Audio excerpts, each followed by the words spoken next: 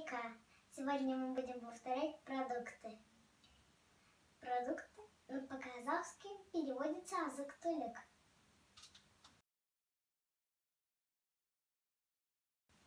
В каждой семье всегда присутствует хлеб, нан.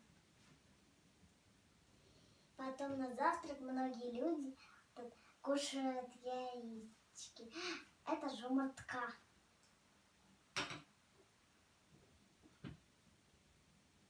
Қант, сахар.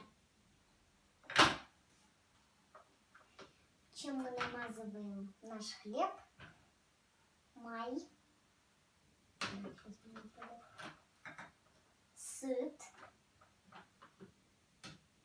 және шай. Көкөніс, сәбіз, морковь, картоп,